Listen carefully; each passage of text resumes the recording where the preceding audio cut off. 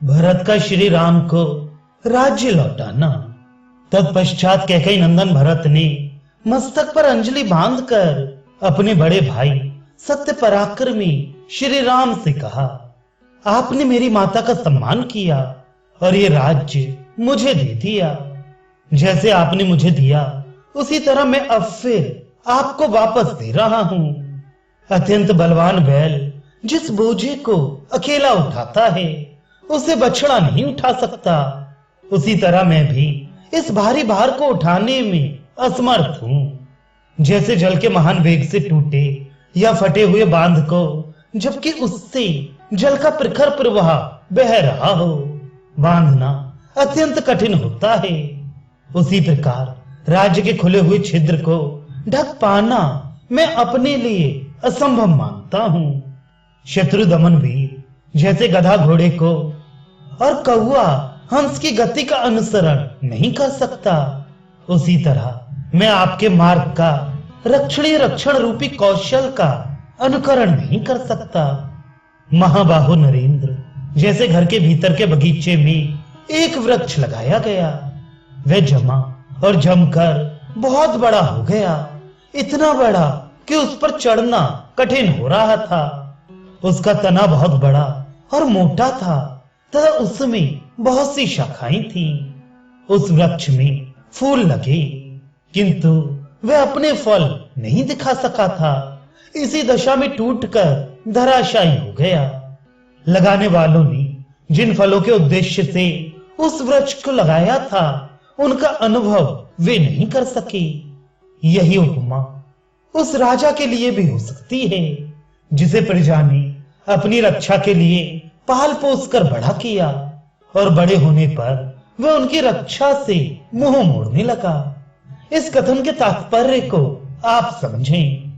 यदि भरता होकर भी आप हम भृत्यों का भरण पोषण नहीं करेंगे तो आप भी उस निष्फल वृक्ष के समान ही समझे जाएंगे। रघुनंदन, अब तो हमारी यही इच्छा है कि जगत के सब लोग आपका राज्य अभिषेक देखें। मध्याह्न काल के सूर्य की भांति आपका तेज और प्रताप बढ़ता रहे। आप विविध वाद्यों की मधुर ध्वनि, कांची तथा नुपुरों की झनकार और गीतों के मनोहर शब्द सुनकर सोएं और जागें। जब तक नक्षत्र मंडल घूमता है और जब तक ये पृथ्वी स्थित है तब तक आप इस संसार के स्वामी बने रहें।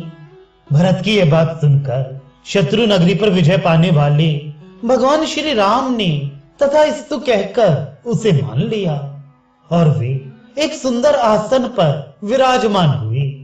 फिर शत्रुघ्न जी की आज्ञा से निपुण नाई बुलाए गए जिनके हाथ हल्के और तेज चलने वाले थे।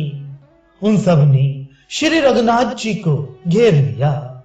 पहले भरत ने स्नान किया और फिर महाबली लक्ष्मण ने।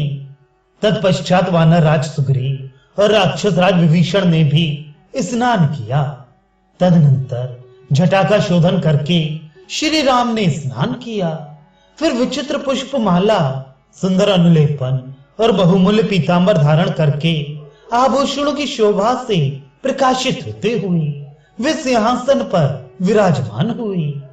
इक्ष्वाकु कुल की कीर्ति बढ़ाने वाले शोभाशाली पराक्रमी वीर शत्रुघ्न ने श्री राम और लक्ष्मण को श्रृंगार धारण कराया। उस समय राजा दशरथ की सभी मनस्विनी रानियों ने स्वयं अपने हाथों से सीता जी का मनोहर श्रृंगार किया। पुत्र वत्सला कौशल्या ने अत्यंत हर्ष और उत्साह के साथ बड़े यत्न से समस्त वानर पत्नियों का सुंदर श्रृंगार किया। तत्पश्चात शत्रुघ्न जी की आज्ञा से सारथी सुमंत्र जी एक सर्वांग सुंदर रथ जोत कर ले आए। अग्नि और सूर्य के समान दैदीप्यमान उस दिव्य रथ को खड़ा देख शत्रु नगरी पर विजय पाने वाले महाबाहु श्री राम उस पर आरूढ़ हुए। सुग्रीव और हनुमान जी दोनों देवराज इंद्र के समान कांतिमान थे। दोनों के कानों में सुंदर कुंडल शोभा पा रहे थे। वे दोनों ही स्नान करके दिव्य वस्त्रों से विभूषित हो नगर की ओर चले। सुग्रीव की पत्नियां और सीता जी समस्त आभूषणों से विभूषित और सुंदर कुंडलों से अलंकृत हो नगर देखने की उत्सुकता मन में लिए सवारियों पर चली। अयोध्या में राजा दशरथ के मंत्री पुरोहित वशिष्ठ जी को आगे करके श्री रामचंद्र जी के राज्याभिषेक के विषय में आवश्यक विचार करने लगे। अशोक, विजय और सिद्धार्थ ये तीनों मंत्री एकाग्रचित्त हो श्री रामचंद्र जी के अभ्युदय तथा नगर की समृद्धि के लिए परस्पर मंत्रणा करने लगे। उन्होंने सेवकों से कहा, विजय के योग्य जो महात्मा श्री रामचंद्र जी हैं, उनके अभिषेक के लिए जो जो आवश्यक कार्य करना है वे सब मंगल पूर्वक तुम सब लोग करो। इस प्रकार आदेश देकर वे मंत्री और पुरोहित जी श्री रामचंद्र जी के दर्शन के लिए तत्काल नगर से बाहर निकले।